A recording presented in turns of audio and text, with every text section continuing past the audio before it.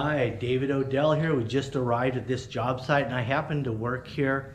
We did this job initially in 2014, quite a while ago, but I got back here and take a look at it and this stuff is really holding up beautifully.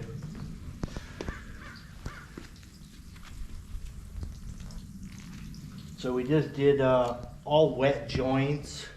We did a antique release, powder release. And also I used a throw-on color hardener, and that's probably why, it's holding up as well as it is, because that's like a 5,000 PSI versus, typical concrete with integrals, depending on what you make the concrete, 3,000, or you could go up to 4,500 PSI with color, but it's a lot more color. It's gonna go off quicker, you're gonna have less time to work it and stamp it, but it can be done, but it's a little more tricky. And then, so this is just color hardener. You throw the color on the surface and you get a hard surface that lasts a long time. This has only been sealed one time in the last, well, initially I sealed it 8 years ago. And you can see that the sealer is pretty much worn off, but it's holding up well anyway. Anyway, today we're gonna be doing this.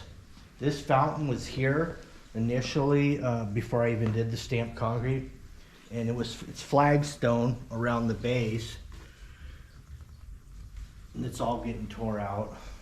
It just became one of those maintenance nightmares, where the water's flying around everywhere. You get the hard water deposits, and you can see how it's affecting the brick. It's just literally eating away at the brick. That always happens with fountains. It's not uncommon. So you have to be ready for that whenever you want a fountain. Anyway, let's get down to business. So basically we just came back here because we did this job for the lady that lives here, and she liked my work, so she called me back to remove this fountain. So it's just a couple-hour demo, it looks like. But on the antique release on the stamped concrete, what I did when I did my rinse, and when I come back to rinse off a portion of that antique release, we did walnut and beige color hardener, walnut antique release. And what I did was I did a little bit of acid in the field area, and then tried to keep the acid away from the bands. So I have dark, you notice the bands are a little bit darker than the field area. And that's how you get, it looks kind of like a separate pour when you have darker bands than the field. And you could do it all at one shot. Now this fountain's coming out pretty easy. We don't really know what's going to be underneath it, how thick the concrete is or anything, until we get down there. Also, make sure you stay tuned for this entire video, because we're going to be giving away a detailed instruction on how to win a brand new tool and how to enter in the competition.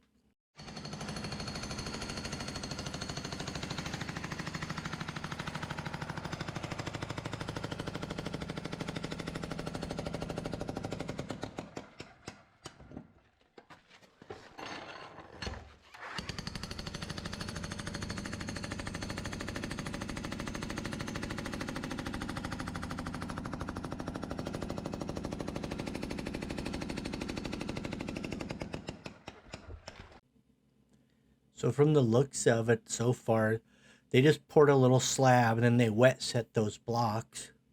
Then they filled them full of concrete. No steel reinforcement, which is probably a good thing, but because it probably would have rusted out if there was steel in this. Concrete's not very thick either.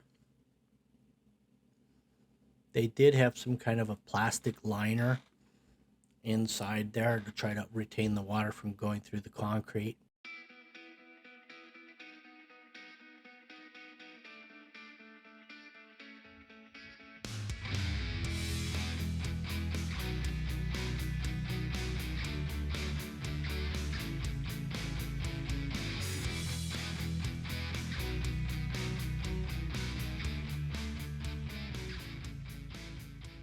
All right, it's Subscriber Appreciation Day. We're giving this Milwaukee vibrator away.